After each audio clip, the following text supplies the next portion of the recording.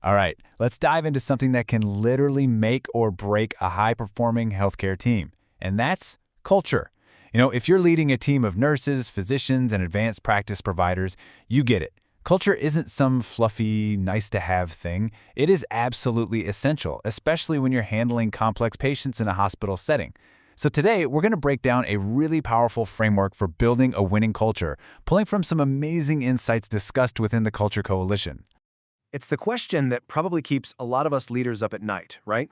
You've assembled this incredible team, super skilled physicians, veteran nurses, brilliant APPs. But when the pressure is on, when things get critical, something just falls apart. So what's the secret sauce? What separates the teams that pulled together and thrive from the ones that just seem to falter? Well, it's pretty perfectly illustrated by this thing called the Spaghetti Tower Challenge. You give teams some spaghetti, tape, and a marshmallow, and tell them to build the tallest tower. And you know who wins almost every time? The kindergartners.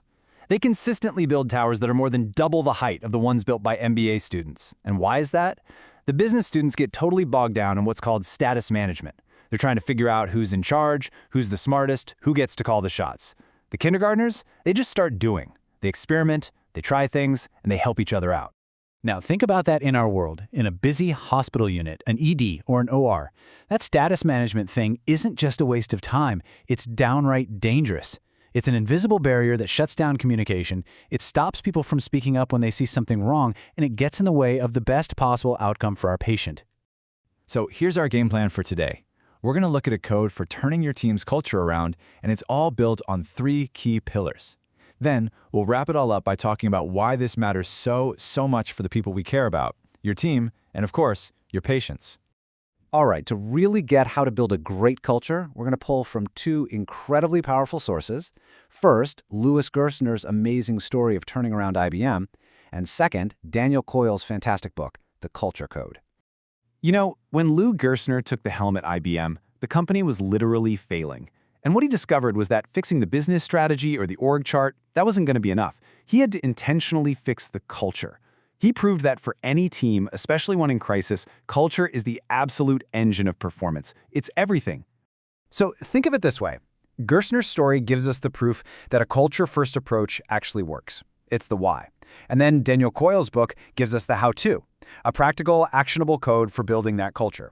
And that code is based on 3 foundational skills, or pillars, that we, as leaders, can actively build. Okay, let's dive into the first and, honestly, the most critical pillar, creating psychological safety. This is the bedrock. Everything else we're going to talk about is built right on top of this. Now, let's be clear. Psychological safety isn't about just being nice or avoiding conflict. Not at all. It's about creating this environment of deep, genuine trust where every single person on your team gets a constant, repeated signal that they belong, that they're valued, and that their voice matters. So what does this actually look like on the floor? It means a new nurse feels totally safe questioning a medication order from a senior physician.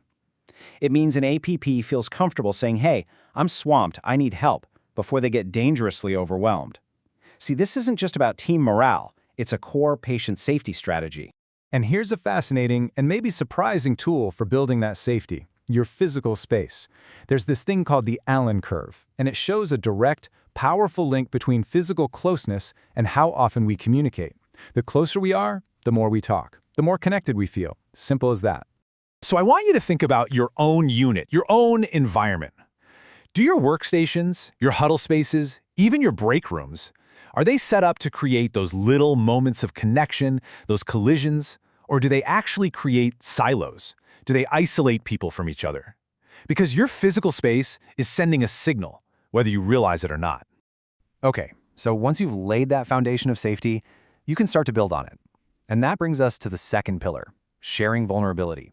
This is the real engine that accelerates trust and cooperation on a team. Vulnerability isn't a weakness. It's actually a calculated trust-building superpower.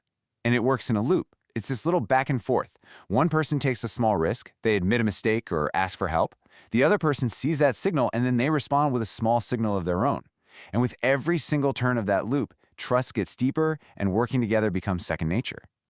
And here's the kicker. As leaders, the most powerful vulnerability loops start with us. I mean, when a physician leader says in a debrief, "You know what, I really could have communicated that better," or a nurse manager says, "I honestly don't have the answer," let's figure this out together. That sends a massive signal to the entire team. It says, it's okay to not be perfect here. We're all in this together.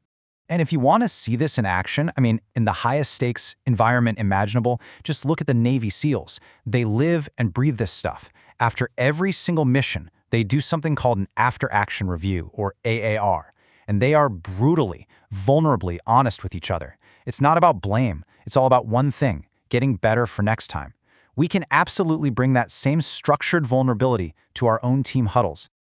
All right, on to our final pillar, the one that really ties everything together and points everyone in the same direction, and that's establishing a shared purpose. Let's go back to Lou Gerstner at IBM for a second. He saw a company that was totally lost, so he gave them a compass. He shifted their entire purpose from being about making great products to being relentlessly focused on solving customer problems. And that one simple, clear narrative became the North Star that guided thousands of employees and countless decisions. Now, here's the great news for all of us. We don't have to go searching for our purpose. We don't have to invent it. It is literally right in front of us every single day. The patient. Our job as leaders isn't to create the why. It's to constantly, relentlessly connect our team's work back to it. To tell the story of why every single task, every protocol, every tough day matters. And this brings up a really interesting idea. Our purpose actually helps us understand the kind of work we're doing in any given moment. Sometimes we're in high proficiency mode. Think about a standard surgical procedure. The goal there is precision, perfection, avoiding mistakes. But other times we're in high creativity mode, like when you're trying to diagnose a super complex case. There, the goal is to innovate and think outside the box. You see, a great leader instinctively knows which mode their team is in, and they adapt their style to match. High proficiency mode? That needs clear standards and direct feedback. High creativity mode? That needs you to give your team room to breathe, to experiment. So the question to ask yourself is, are you tailoring your leadership to the actual task at hand? Okay, so let's bring this all home. Because this isn't just some academic exercise. This isn't just management theory. For us, in our world, the stakes could not possibly be higher. And here it is. This is the bottom line. Building a culture of safety, vulnerability, and purpose isn't something extra we do on top of our clinical work. It is our clinical work. This is what turns a group of really smart individuals into a high-reliability team that catches errors before they happen, that gets better outcomes, and that ultimately saves lives. So we've walked through the code, but culture isn't built overnight. It's built in tiny moments. It's built through small, consistent signals, day in and day out. So the real question, the challenge I'm leaving you with is this. What is the one signal of safety, of vulnerability, or of purpose that you are going to intentionally send to your team tomorrow? Because that one small act, that's where the culture cure begins.